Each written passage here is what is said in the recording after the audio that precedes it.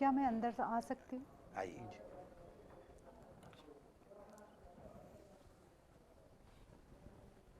नमस्ते नमस्ते सर। आइए, नमस्ते sir, thank you. Have a बैठिए। सीट। क्या शुभ नाम है आपका? सर मेरा नाम रचना पटेल है। कहाँ से आई हैं आप? सर इंदौर ज़िले से ही आई हूँ। इंदौर जिले में कहाँ से? सर बेटमा, अच्छा, बेटमा से आई हैं। ग्राम माचल बेटमा। तो आपके मिस्टर क्या करते हैं? सर कृषि करते हैं। खेती करते हैं। तो जी ये सर। लीगल फील्ड में इंटरेस्ट कैसे आया? सर मुझे स्टार्टिंग से, जैसे मैं ग्रामीण परिवेश से आई हूँ सर, तो मुझे देखा है मैंने लोगों को कि लोगों को न्याय के लिए बहुत परेशानी होती है। तो सर मुझे शुरू से इसी फील्ड में रुझान रहा है सर। तो घर वाले कोऑपरेट करते हैं? जी सर। एलएलबी कब किया आपने? सर मैंने 2010 में किया है सर। तो भी तो 13 साल हो गए। जी सर। और इस बीच में क्या किया?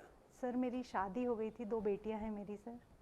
तो आप जॉब के साथ ये मेंटेन करेंगी? जी सर, अभी तो बड़ी हो गई हैं मेरी बेटियां सर। वो कहाँ पढ़ती हैं? सर वो इंदौरी पढ़ती है। अभी कोर्ट वगैरह में प्रैक्टिस की? अभी जाते हैं आप कोर्ट में? नहीं, नहीं सर। बिल्कुल नहीं। नहीं। तो आपने ये बताया, एविडेंस एक्ट देखा है आपने? जी सर। तो एग्जामिनेशन का चैप्टर कौन सा और उसमें उसका तरीका क्या होता है एग्जामिनेशन का?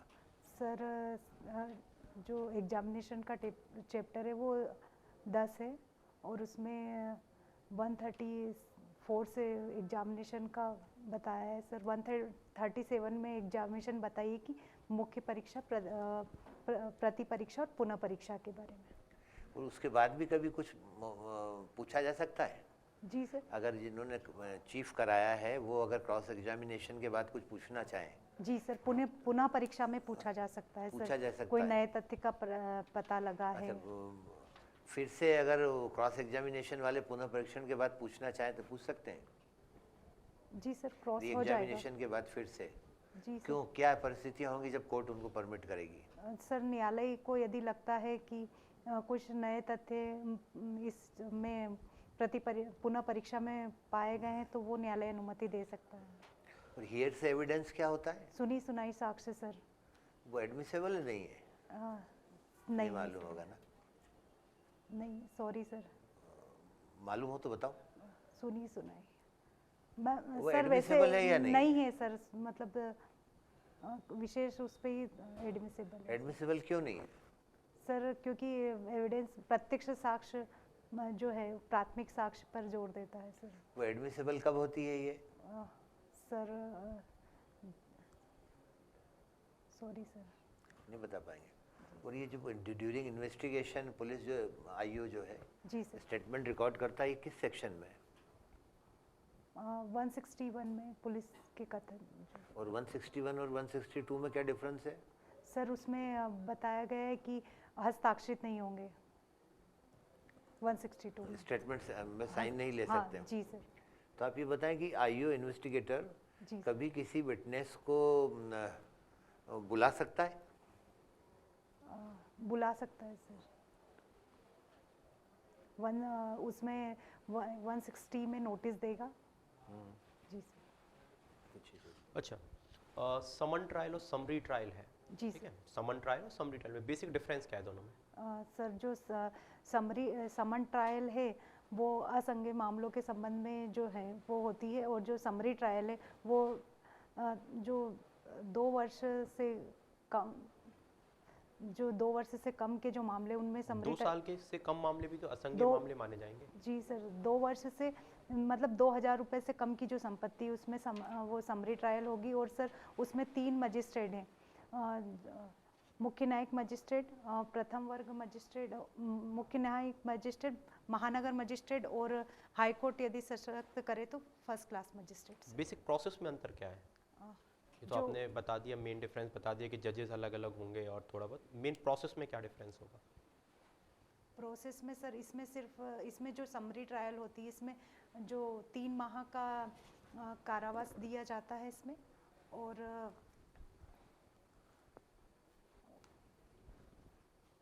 और इसमें समन ट्रायल में सर जो अभियुक्त को 2 सिद्धि पर सुनने का, जैसे वारंट मामलों में सुनने का अधिकार है, समन मामलों में नहीं सुनते।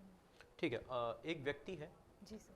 वो हड़ताल कर रहा है जी सर। और खुलेआम आमरण अनशन की धमकी देता है कि वो आमरण अनशन पर बैठ जाएगा अगर उसकी मांगे नहीं मानी गई, और खाना पीना भी छोड़ देगा।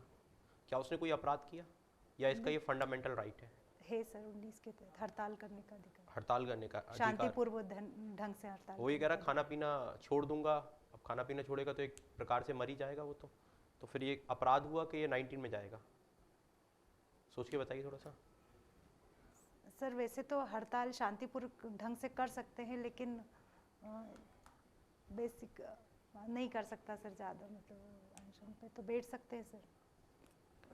बैठ सकते हैं। ये जो सेक्शन 309 थी वो क्या थी? आईपीसी की सर? हाँ, उसमें वो आत्महत्या के संबंध में है सर। तो आपने जो सवाल पूछा, जी सर। तो अगर इस तरीके से होगा तो फिर क्या होगा? ऑफेंस होगा नहीं होगा 309 होगा का? सर, होगा सर। चलिए, एक व्यक्ति है, उसके घर पे सेक्सुअल कंटेंट मिलता है, सीडी मिलती है जिसमें कुछ सेक्सुअल कंटेंट है, जी सर। लेकिन वो उसको प्राइवेटली रखा हुआ है, वो किसी को दिखाता नहीं है। वो तो एक बार ऐसे ही पुलिस कुछ ढूंढने गई थी, वो चीज़ें मिल जाती हैं। क्या जो ये प्राइवेटली चीज़ें रखा हुआ है अपने पास कोई सेक्सुअल कंटेंट, क्या ये भी अपराध होगा? Sorry sir. चलिए, कोई दिक्कत नहीं। अच्छा, इंडिया के पहले लॉ मिनिस्टर कौन थे, बता पाएंगे आप? राजेंद्र प्रसाद जी। लॉ मिनिस्टर, जी सर। ठीक है। अच्छा, आपने बीए करा है 2007 में पूरा? जी है ना? सर। सब्जेक्ट्स क्या थे आपके बीए में? सर इतिहास, राजनीति विज्ञान और हिंदी साहित्य सर। अच्छा, इतिहास रहा है और राजनीतिक विज्ञान। जी सर। तो मैकियावेली के बारे में आपने आइडिया है? मैकियावेली थोड़ा बहुत? सर इतिहास शास्त्रीय है। राजनीति शास्त्र में काफ़ी इंपॉर्टेंट थिंकर रहे हैं मैकियावेली। जी। अच्छा, कौटिल्य के बारे में आपको क्या पता है? जो कौटिल्य थे बहुत बड़े राजनीति शास्त्र थे सर, और उनकी मतलब सर, सॉरी सर। ठीक है, आप एमपीपीएससी में इंटरव्यू देंगे अभी, है ना? जी तो सर। आप ये बताइए कि एमपीपीएससी के पहले चेयरमैन कौन थे? Sorry sir. ठीक है। अच्छा, ये 99 कॉन्स्टिट्यूशनल अमेंडमेंट क्या था? 99 में सर वो कॉलेजियम के संबंध में था, जो राष्ट्रीय विधिक आयोग बनाया था उसके संबंध में था सर। तो अभी कंटिन्यू है कि स्टक डाउन कर दिया उसे? सर वो उसको असंवैधानिक घोषित कर दिया है केस के थ्रू सर। अच्छा, और अपने एडवोकेट जनरल कौन है अभी प्रेजेंट में एमपी के? एमपी के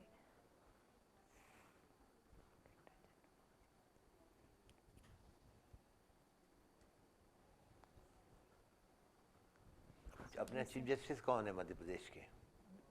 माननीय न्यायमूर्ति रवि कुमार जी मलिमत साहब। और chief justice of India?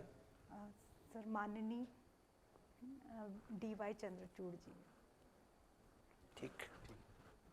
Last चीज़ बता दीजिए, आपने कोई हॉबीज़ नहीं लिखी अपने फॉर्म में? नहीं सर, लिखा है खाना बनाना सर। एक्चुअली मुझे जो फॉर्म आपका देख पा रहा हूँ उसमें हॉबीज़ आपकी फिल नहीं थी। जी सर। ठीक है, तो चलिए ठीक है, अगर हॉबी आपकी खाना बनाना है तो फिर किस पद्धति का खाना बनाती हैं आप? सर सभी पद्धतियों का बना लेती हूँ सर, लेकिन मुझे भारतीय व्यंजन बनाना पसंद है। ठीक है, भारतीय व्यंजन और इंग्लिश व्यंजन जो होते हैं आपके, अंग्रेजी व्यंजन, इनमें मुख्यतः अंतर क्या होता है? सर जो भारतीय व्यंजन होते हैं सर, वो मतलब जैसे सर इंग्लिश व्यंजन जो डिब्बा बंद खाना यदि बोल सकते हैं उसको, जैसे कि ब्रेड है वगैरह, इससे बनता है। और भारतीय व्यंजनों में प्रमुखता ये रहती है कि सर वो ताज़ा जो भोजन है उसको प्राथमिकता दी जाती है सर। ओके। ठीक। ठीक है, thank you. Thank you sir.